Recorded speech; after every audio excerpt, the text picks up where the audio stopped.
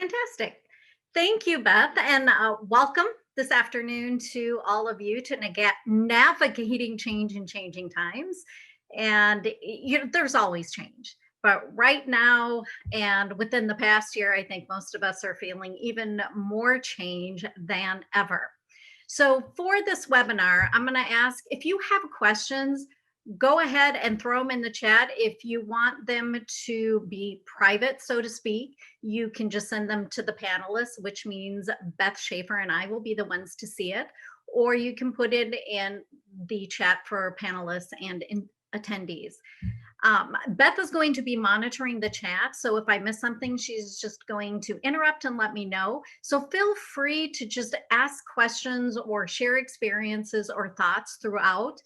I don't necessarily have built-in time for Q&A at the end. If we have time, we can do that, but want this to be interactive, even though it is a webinar. So we will have a couple of polls, and throw those questions in the chat, throw those comments in the chat, and we will be happy to explore those as far as time allows. All right, so let's jump right in. If I can, oh boy, look at that. Technology, like we said, technology is great. Okay, here we go. Let me go back. Sorry, I hit my mouse off and it made everything go forward. So when we're talking about change, I want to talk about two sides of change. So one side of change is about tools. And we can look at change management and look at tools like, ProSci certifications and using ADKAR model or, the Lewin change model. There are lots of models out there, and we are going to talk about some of those models and tools. But there's also this other side of change that is all about the people.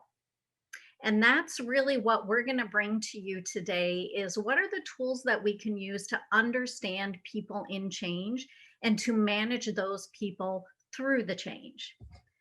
Also, when we think about sides of change, there is the individual side. That's you as a person going through change or being the change agent. Maybe you're leading the change, but we also have teams and groups of people that we need to move through the change to get their buy-in. So what we cover today is a combination of a couple of pieces from two different classes that Metro State has.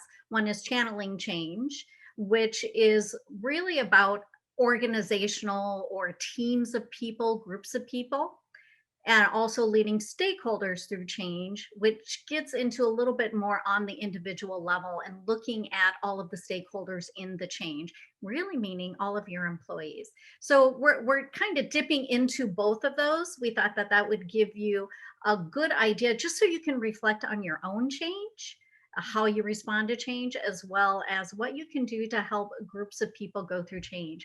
And that can be whether you are a formal leader or whether you're an informal leader. Regardless, understanding how human beings move through change, and that change is, yes, there are tools we need, there is structure, there are processes, there are systems, but we're talking about dynamic human beings here.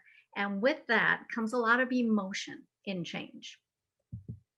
So what I'm going to do is throw up immediately just a simple poll here for you. I'd like to see where you're at. You should see that on your screen now to get a feel for how much change you yourself are experiencing right now. And you can put it in work context or personal, or you could do both if you would like. So I'm seeing we have about 50%, 60% that have voted. It's always fun to be the facilitator because I can see how things are coming in. So we have about 71% of people who have voted. I'm going to give it just about 10 more seconds to see where we're at. And then I'm going to share these results with you. All right, so if you have not voted on the poll, if you have not weighed in, speak now or forever hold your peace. All right, excellent. I think we have captured just about everyone. So I'm going to go ahead and I'm going to end that polling, and then I'm going to share those results with you. So you should see the results on your screen now. And I am not surprised to see that There is not a single person here today on this webinar that is saying, oh, I don't have any change, which I'm going to tell you is actually a good thing because we want some type of change. It's what keeps us engaged in the workplace, in the work that we do, so that we don't become stagnant. And there's a very small percentage of you that are feeling like you're having little change, but then it bumps up to 38% of you have some change. And I think that in normal circumstances, we will always have some change. We might have little change, it's going to ebb and flow. But then it's concerning because there are 45% of you, almost half of you, that say, man, Jeanette, we've got a lot of change going on. And then the 10%, those are the ones I'm most concerned about when there's too much change, because with too much change comes fatigue, comes overwhelm, comes burnout. So we want to help you with that. Now, what can you do to navigate the change that you're going through, as well as how can you use these tools and the skills and the knowledge to navigate change in the future? So I'm going to stop sharing those. And if it is still on your screen, feel free to just pop that right off of your screen. All right, so let's jump into you as an individual and look at how you respond to change. So to do this, I'm going to ask you to grab something to write with and a sheet of paper, a notebook, something that you can just draw basically 4 quadrants, because we're going to be going through 4 sets of reactions. As I go through each set of reaction, and you'll know which set will just move from set 1 to set 2, so on and so forth.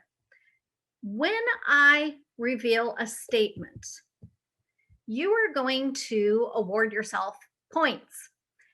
If you feel like you are highly likely to behave in that way when change occurs, you're going to do 2 points.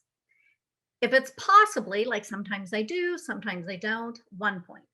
And if you are highly unlikely and you feel like it just doesn't capture or describe how you react to change, then you're just going to give yourself 0 points for that.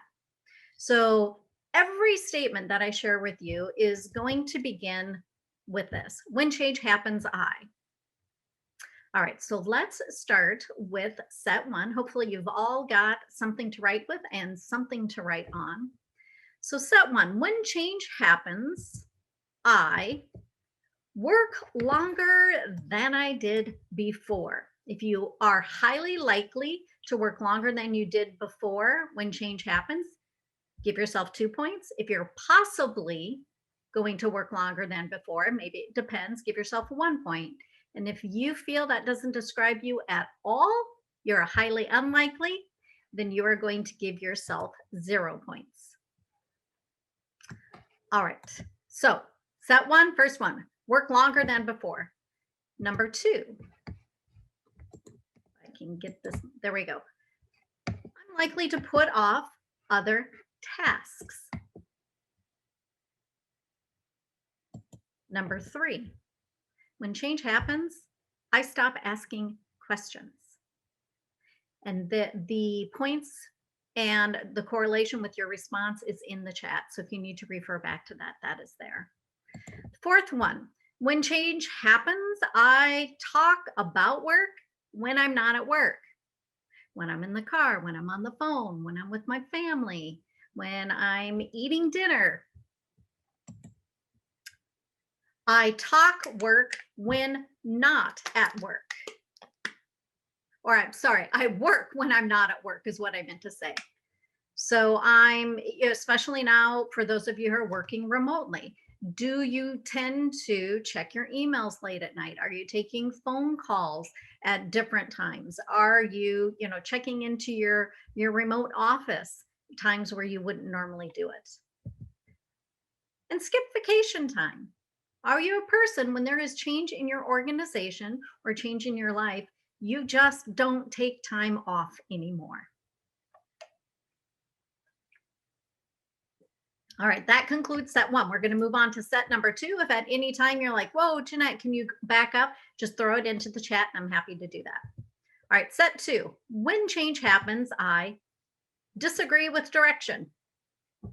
That could be openly or it could be quietly. I point out why the change won't work. I enlist other people to my side. So I rally people around me to get them to believe or respond the way that I believe or am responding. I listen for weaknesses in the plan. So this is the sentiment that you don't look for what's going to work. You're looking for any holes that you can find so that you can point them out. I stand firm and I wait. I'm going to do what I've always done. I'm just going to wait and see what happens. I'm going to use the same form that I used before. I'm going to act the same way that I did before. And 6, I refuse to take action, which is an extreme way of standing firm, right? I'm not doing it any different. Hey, it's working for me, so why should I have to do it any differently? Or it's working for my team. Right? That is set number 2. Now, set number 3. When change happens, I reject the plan. So the plan for change. I disconnect emotionally to the change. I look for a way out. I avoid getting involved in the change. Or it could be I go to the meetings and I don't get involved. I position myself away from the fray, or you're really trying, this is about distancing yourself from all the change that's going on. So you're really kind of stepping back and just staying under the radar. Or even you just pretend it isn't happening. So this is a way of just doing what you've always done and not letting the message in that there's actually a change going on. All right, set number 4. When change happens, I don't think about it. I don't do anything about it. I don't say anything. I work at status quo. So I just head down and I just keep doing what I've done.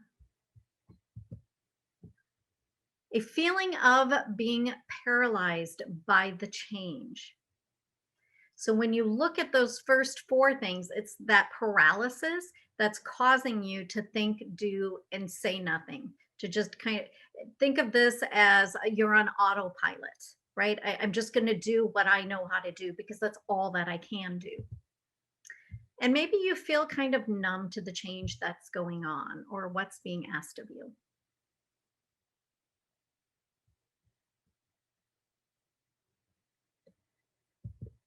All right.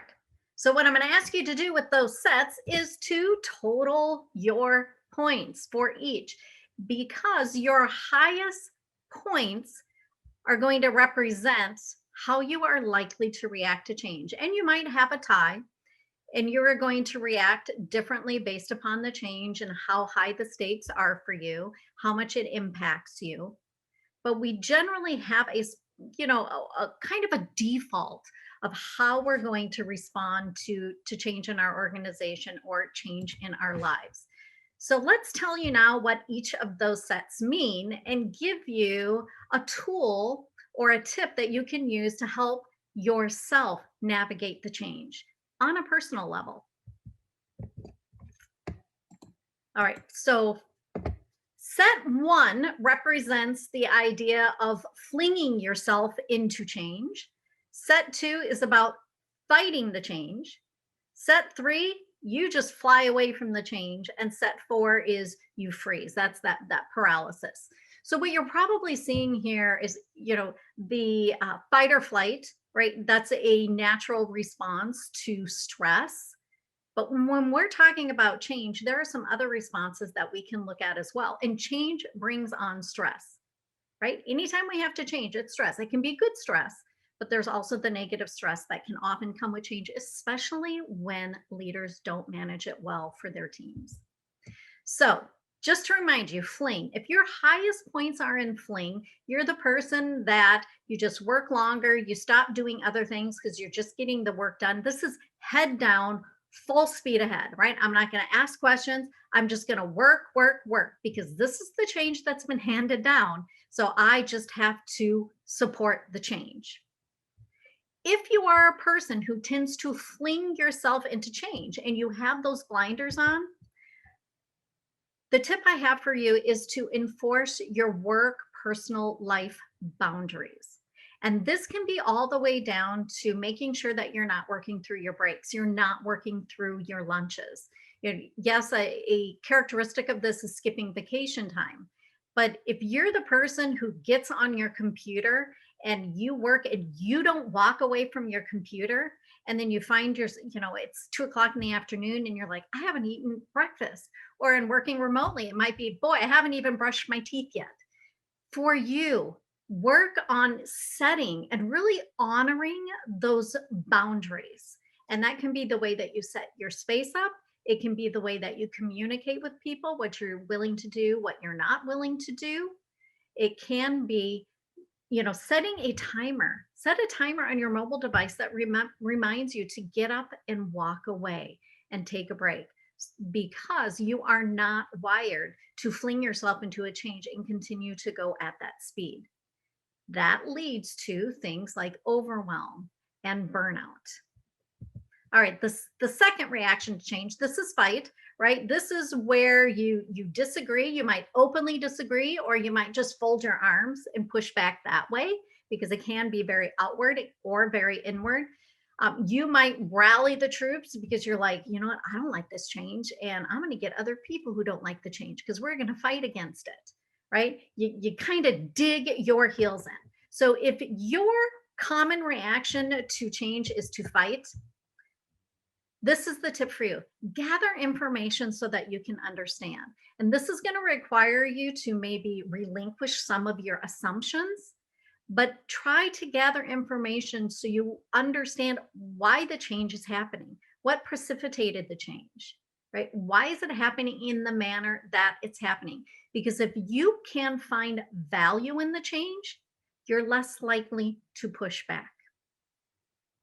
All right, going on to flight. This is the person who just is like, I can't get involved. It's too much. I don't know what to do. So I'm just going to go away. I'm going to go away into my workspace that is safe for me. I'm going to talk to people that are safe for me, and I'm just going to pretend that it's not happening. So this is kind of sticking your head in the sand. If this is your common reaction to change, start doing some investigation on how the change is going to impact you.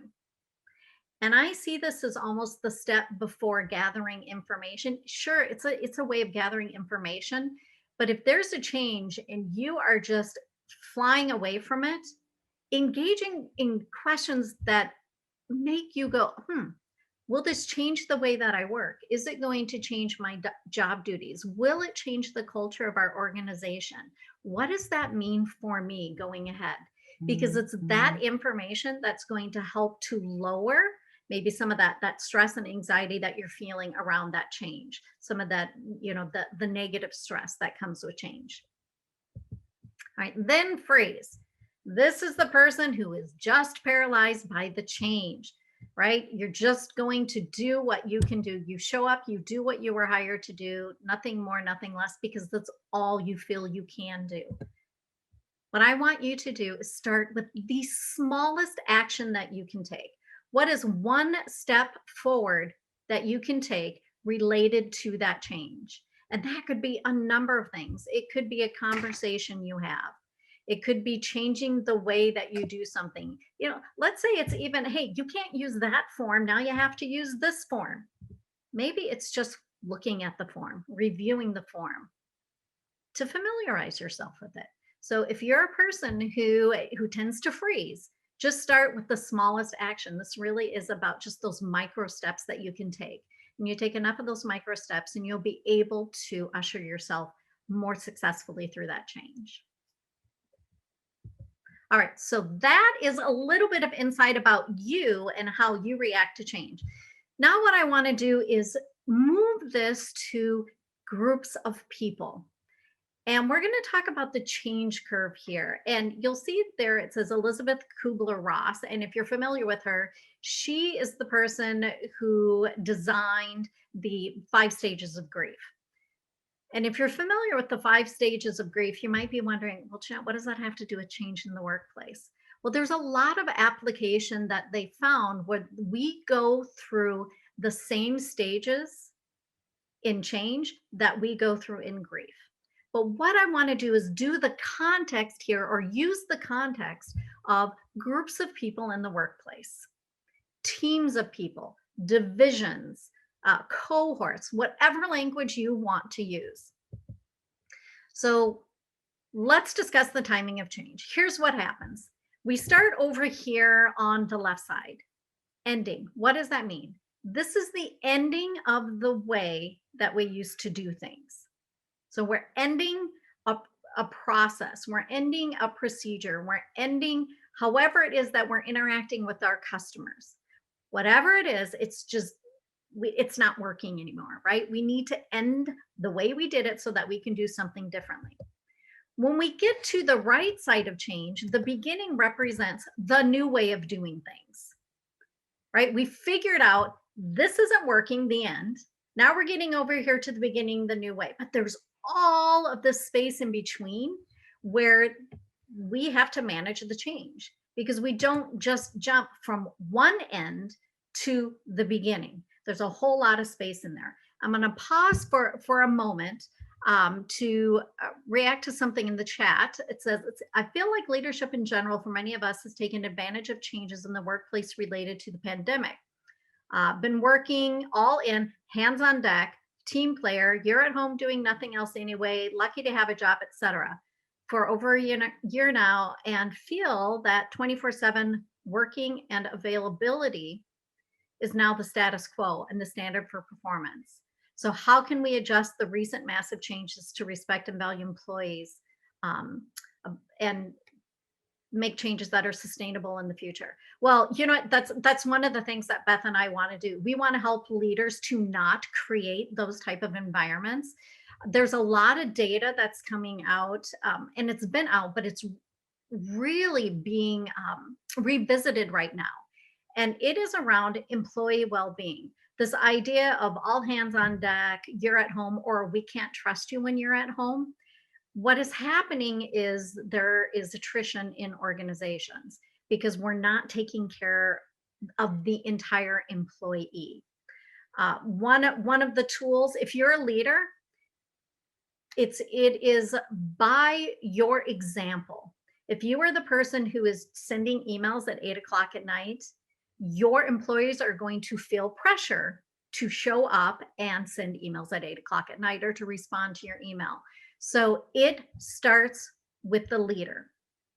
Now, some of you might say, as a leader, I don't have a lot of influence. There are still things you can do here that are going to help you manage with setting boundaries, with asking questions. So I wish I could tell you that there's a magic pill for this, right? That here, if I snap my fingers, leaders are going to get it. That's, unfortunately, it's not. But that's why Metro State IPD is here, is to help those leaders do that, so that we can create workplaces that are respectful, that we can manage the change, so that we don't burn our employees out, so that we take care of their well-being, so they stay engaged, and that we can sustain that in the future. And a side note, I had a conversation with a leader recently who used the phrase, I want to be a destination workplace, because they know with the remote environment, their employees can work anywhere. So I think we're going to see leaders who care, leaders who get it, and who are looking at the long term will step on this new way of doing things, that we have to take care of our employees as the whole employee. And if anybody has any insight or comments, feel free to share those in the chat as well. All right, so back to the timing of change. So we have the ending, we have the beginning, and then what you're going to see is that there are 4 phases in this change. We're going to talk about each of those phases. And in the middle, at this low point, is where we transition from the darkness of change over to where we start to see the light. But the timing of change, our teams of people are going to go through this. We cannot, like I said, we don't go from the ending straight to the beginning. There's a lot of change and transition and leading stakeholders through that. It doesn't happen automatically. It will never happen automatically. So we want to understand that the people in the workplace are going to go through these phases and that there are signs of which phase that they're in, and then also tools that we can use to help accelerate that change. And we'll talk about what that is. All right, so the first phase here, this is called the status quo phase. How do you know people are in status quo? What I'm going to ask you to do is think about the change you're going through right now and the team of people that you work with or the team of people that you lead. If your team is in status quo, here's what's going to happen. They're in denial. So you might feel like it's a little bit of the, I'm going to pretend it's not happening, or they're in shock. It's like, whoa, wait a minute. It isn't working. When we think about the pandemic, and if we go back to March of last year, 11, almost 12 months ago, many people in the workplace were in this denial and shock, the status quo. So it was like, well, I'm going to keep functioning how I did that myself. I was an in-person facilitator. So it was like, oh, this is short term, right? It's not going to last for long. And we're going to be back presenting and facilitating courses in no time. Well, I was wrong. I was in denial and shock. So status quo was like, oh, I'll just do what I have to do for the meantime. So in status quo, what happens sometimes though is employees can get stuck. They might spend a lot of time here and then they lose sense of reality and they start to, the rest of the organization moves forward with the change and these people are stuck. We don't want to allow them to be permanently stuck. Then we move to the disruption phase. So the disruption phase is called the danger zone. There's a reason for it, because this is where people admit to themselves that, yes, the change is happening. And in that change, they are fearful. They don't know, it might be, I don't know if I'm going to have a job. I don't know if my, tasks are going to be taken away from me. I don't know if I'm going to have a new supervisor. If I have a new supervisor, what if I don't like that leader? They're angry about the change, that they're being asked to do it differently. And then they're frustrated because they don't know yet how to function in the change. So I want to back up for a moment and share my experience with the change. This was over a decade ago, and I was in an organization that had a leader, the highest leader in the organization that had a change. The problem was the team I was on did not support the change. So when we started to first hear about the change, right, there was some denial and shock. It was like, oh, you know what, that's going to affect these other departments. It's not going to impact us. We're such a strong department. We bring in so much revenue. We have low overhead in our department. We're just going to keep working the way that we've always worked. Well, that wasn't true, right? We couldn't stay in status quo forever because the change was moving forward. Then we got into this disruption phase and we were angry and we pushed back. This is where I saw a lot of my common reaction to change is fight. I get pretty feisty and I know that. So when I'm in this disruption phase, when we say this is the danger zone, I know for myself as an individual, it's definitely the danger zone. But as a team of people, when we were in this disruption phase, we wanted answers, right? The only thing, and I'm getting a little bit ahead here, the only thing that was going to usher us through this transition where we could see light was getting some answers. And when we didn't get the answers, what happened is leadership, we have to take our own ownership as a team, but we really got stuck. We got stuck in being fearful of the change. what it meant to our program, what it meant to the customers that we served, what it meant to our jobs. And it was a really bad place to be, and it became a toxic work environment. So there was a lot of combat, and because it wasn't handled well, getting through that transition actually really never fully happened until that leader left the organization. That's not what we want to happen for you. So in this disruption phase, know that the people around you, your team, the team that you are on, they're angry, they're frustrated, and they are scared. It is normal. It's a normal part of change, right? When we usher them through it successfully, here's what happens. They come out on this side of exploration. And with exploration, we start to see the light of the change. And here's what happens. People start to get creative. People have hope and they accept the change. This isn't to say that they are fully on board with the change, but they accept the fact that, the change is happening. It's not going anywhere. But they've gone from wanting to fight back and push back to going, maybe there's some value in this change. And when your team is in this phase, this exploration phase, I want you to know they're not going to be 100% productive, right? Because they're not fully on board yet. Think of it as they're starting to dip their toe in the water, right? Test the temperature. And as they become comfortable with the temperature of the water, they're going to go up into their ankles, right? They don't just dive right into the pool when they're in exploration. So they're going to take those steps toward exploring how could this work, right? How can I make the change work for me? How can I function in the new way of doing things? So the exploration phase, I think as a leader, when you see your team of people get there, you can catch your breath. But I don't want you to be lax to say, oh, well, now my team doesn't need me, because they do. And we'll talk about that. Then we get finally to this last phase. And this last phase here is called the rebuilding phase. So the rebuilding phase, here's what you're going to start to see from the team. You're going to see them enthusiastic about the change and committed to it, where this is their way of doing things. And will they be 100% perfect? Maybe not, but they're committed to figuring out how to make it work. This is when they are full body into that pool and they're swimming along with you. And once we get everybody committed and enthusiastic, that's when we get the beginning of the change.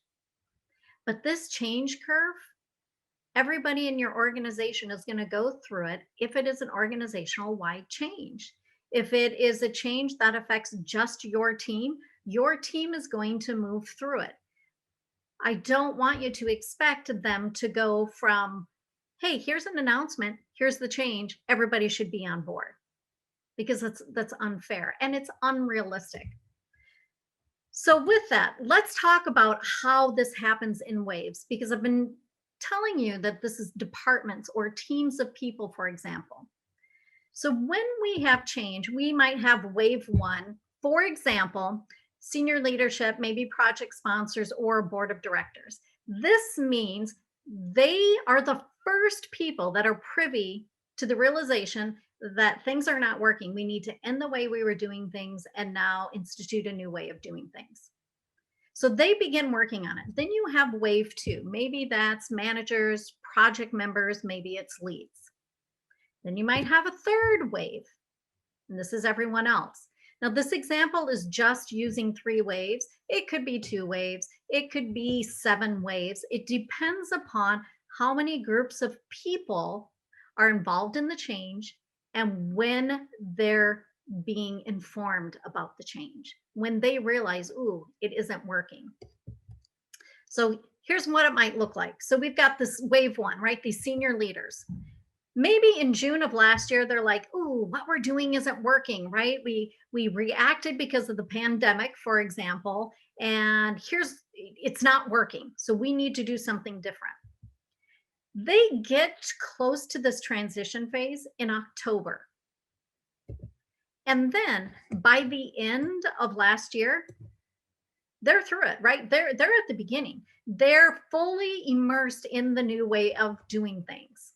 Right? That's wave one because those are the first people. And again, in this example, I'm talking about, senior leaders, project sponsors. It could be, it doesn't have to be at that level. It could be a different level in the organization. I'm going to pause here for the chat. What if there are multiple changes occurring simultaneously, some team only and some enterprise? It gets really, really complicated, Kayleen, because you're going to have multiple waves going on. You think of like the ocean, right? There's not just one wave that comes in through the shore. There are multiple waves. So you really have to be astute and keep your pulse on, okay, here's the organizational wide change, right? Or the enterprise change, and here's the team change. So your team may be reacting to the enterprise change at a different rate than they're reacting to the team change. And it all depends upon how you as the leader are ushering them through that, which we are going to talk about.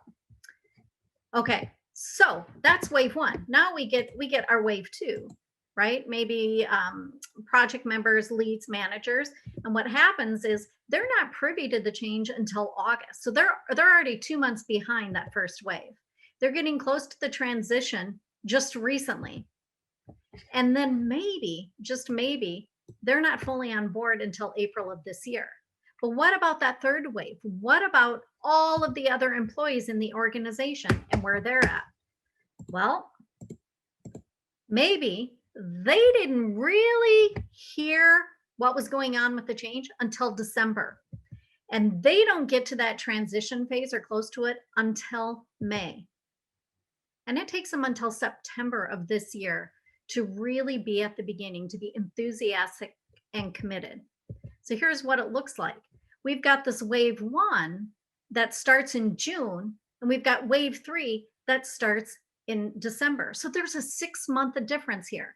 And what happens in change is we get leaders that they realize, right? They've already worked through the denial. They've already worked through the shock. Maybe they've worked through the fear, the frustration, the anger, and they make this announcement to the rest of the organization, and people who are just hearing about it are like, whoa, wait a minute.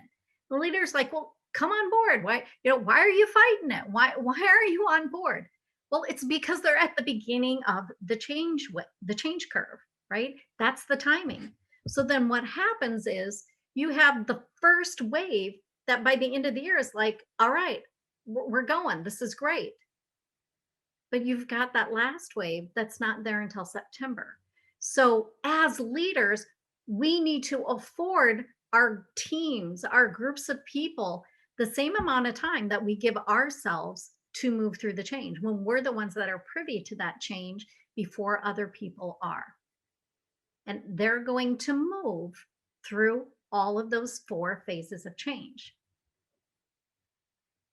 Now, what I would like to know from you, I asked you to kind of ground it in a change that you're going through. I'm going to throw a poll up here and ask you where you believe your team is with the change curve. So are they in status quo? Are they in disruption, exploration, rebuilding? Are you like, maybe we're not having any change?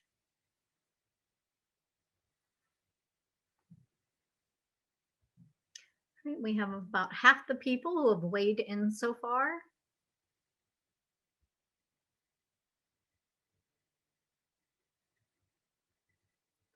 So I'm going to give it just about another 10 seconds. And as you're doing, this is so important to know because what I'm going to share with you next, recognizing where your team is at, they need different things in each of these phases of change. So we want to give you those tools to give them what they need.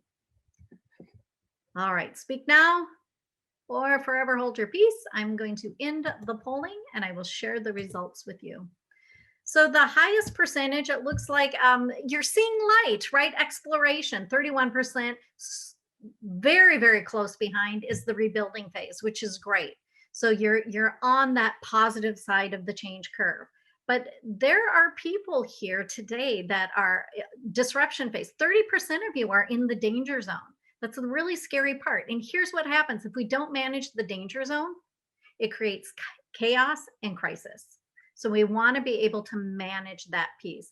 And then some of you are in the status quo. It's like, whoa, what? Change? We have to change, but it's working just fine for me. So regardless of where you are, I'm going to stop these results. If it's on your screen, feel free to pop that off. I'm going to share with you what you can do, because the goal is to accelerate the change. And by that, we mean we want to make this curve more shallow, and we want to make it more narrow. That moves teams of people through the change quicker when we can make it more shallow and more narrow. And by that, we mean accelerating change. So what do we need to do that? Because we know every team is going to go through all 4 phases. Every team is going to go through all of those emotions.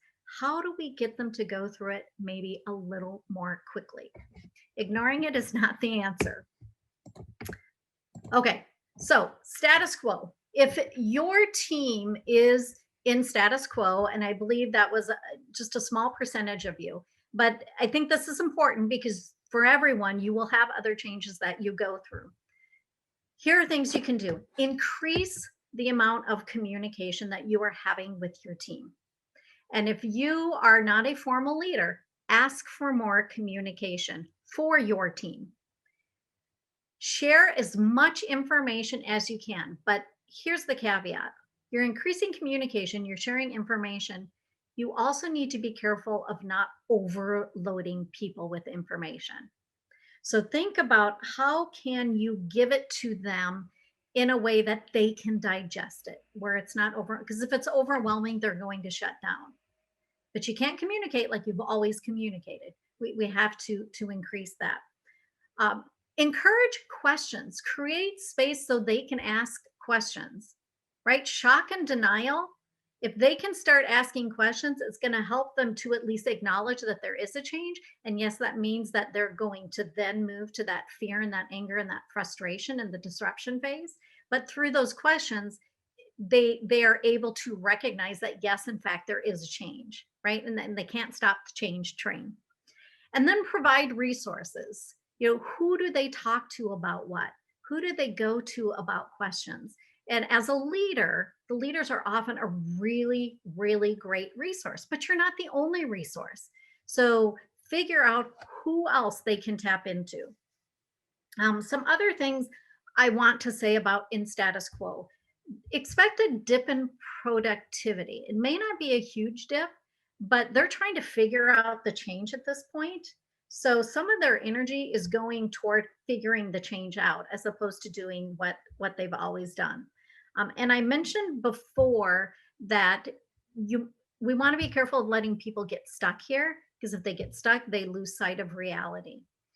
And then when you communicate with them, I highly recommend that you're communicating why the change is necessary and why the change is helpful for the team, or if it's enterprise wide, for the entire organization. So help them understand, yeah, even though this is a little bit painful and it seems like things are fine, here's why we need to change and here's why it's going to be helpful. All right, now for a lot of you in the disruption phase, in the danger zone, acknowledge the change, and then yes, it is impacting the team, right? If we're in that wave 1 and we're already through it, we're like, come on, get on board. Whoa, wait a minute here. People in this disruption phase, they want you as their leader to say, I understand this change is difficult and it is going to make doing our work different, and that there is a learning curve. When you acknowledge it, it validates them. And if you are not the formal leader, ask for this, advocate.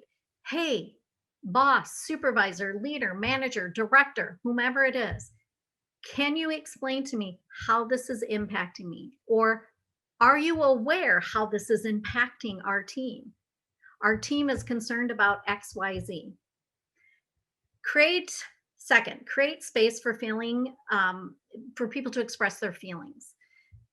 Now, I know that there are approximately 50% of the people in the workplace that are people, and there are 50% that are task people. Change is emotional. If you're ignoring the feeling that is attached to change, you are not going to be able to accelerate change. You're not going to be able to make that curve more shallow and make it more narrow. So you have to create a space. Remember, they're feeling anger and frustration. They should have a space to professionally but say, you know what, I'm really angry about this right now. No, nobody consulted us. Nobody asked us if this change would work. And that doesn't make me feel like a valued employee. They need space. Now, does that mean that we just let people complain and complain and complain? Absolutely not.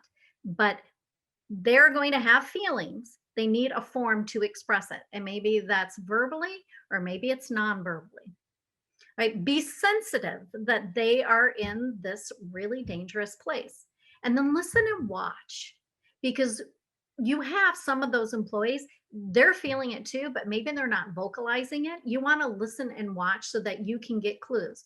Because if they get stuck in this danger zone, remember the result could be crisis or chaos.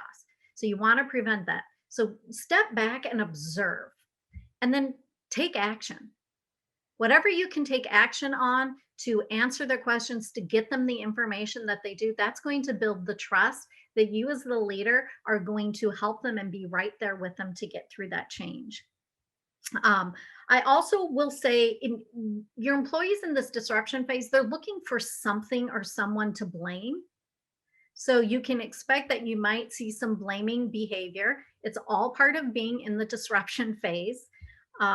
And that the reaction is, as I said before, I want to remind you that it could be active, right? It's very forward, or it could be very passive. And that's why we listen and we watch. So in this stage, we need to be sensitive and we need to show that we care about our people. All right, exploration. Now we've come through the transition. There's a good part of you that are in the exploration phase with your teams.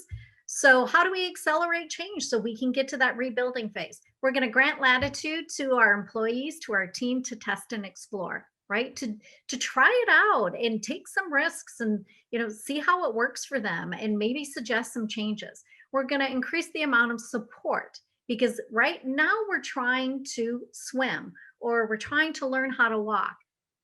The team needs support around them to continue to test and explore. Provide the training that they need. This could be people skills training. It could be, software training. It could be process training, whatever type of training. Provide that training for them and then be really patient, right? They're learning. There's a learning curve in the exploration phase. But what they're telling you is, hey, I'm willing to learn. I'm willing to learn, test it out, and see how this change works for me. They may bargain as they start to test and explore. They may say, the team's like, well, we'll do this if we don't have to do this. Or we'll only go so far. So we just want to let you know that we're only going to do X, Y, and Z, but we're not going to do A, B, and C. So if there's some bargaining behavior and you feel, as a leader that they're pushing back, it's just part of this phase. And also they're not going to be 100% productive because they're not experts in the new way of doing things, in the change, right? They're testing and they're exploring. So they're going to be definitely more productive than they are in status quo and in disruption, but they're still not, a well-oiled machine at this point. All right. Then in the rebuilding phase, congratulations when you get to the rebuilding phase. And for those of you that are experiencing that on your teams, the rebuilding phase is not the time where we just go, okay, well, you know what, hey, people are enthusiastic and committed, on to the next change. Pause for a moment and make sure that you're recognizing people at all levels on the team, all levels within the organization, and that recognition is celebrated, because it's the celebration that can help with the sticking power of the change to make the change last, indefinitely, and until the next change comes along. So when you get to the rebuilding phase, don't just rest, recognize and celebrate. And that's going to help your change to stick. All right. So with this, I have this quote for you. Change hurts. It makes people insecure, confused, and angry. People want things to be the same as they've always been. And the reason is because that just makes life easier, right? It makes working easier. But if you're a leader, you can't let your people hang on to the past. Because if we don't change, right, then we become obsolete. If we don't change, we cannot serve our customers. If we don't change, we don't grow. So I'm going to be closing here. Let's see. Are there times when a change plan shifts and you go back to the beginning of the wave? Absolutely. It could happen for a couple of reasons. One, it wasn't managed well. So people are going to go back to that status quo phase, or sometimes the change changes, right? The target is changing so rapidly that people are going back. So if you're not managing it well, or if it's not targeted properly, or if just the circumstances are causing rapid change, you might see people slipping back into those other phases of change that were previous. So great question. So again, as we wrap up, feel free to ask questions. We have about 5 minutes left. The next Expert Insights webinar is on March 24th. It is around using conflict to build inclusiveness, and inclusiveness on a very broad scale. I will be back to share this Expert Insights in conflict. I love conflict, because conflict is really, really cool for problem solving and for being creative, and also ushering successful change. And would like to put this out there. And Beth, if you want to pop back on and say anything to this, if you need some help with change in your organization, and you're like, I need to learn how to lead stakeholders, or boy, I wish my boss knew how to lead stakeholders, or just trying to channel change, Beth is your person to reach out to, and that is her contact information right there. And she also put it in the chat, so you can copy and paste it if you would like. So with that, thank you for being here today. Good luck with change. Remember that those emotions are all part of change, but there are tools that you can put in place to help people and teams move through that change successfully. So Beth, I'm going to turn it over to you for the last few minutes. Yeah, I don't have much to add except to thank you, Jeanette. I, of course, have heard parts of this presentation before, and I was still busy taking notes on things that I'm like, oh yeah, I need to hear that again, or that really applies now. So very valuable. So thanks so much for joining us today. And thank you to all of you who took time to join us today. And hopefully we see you again in March.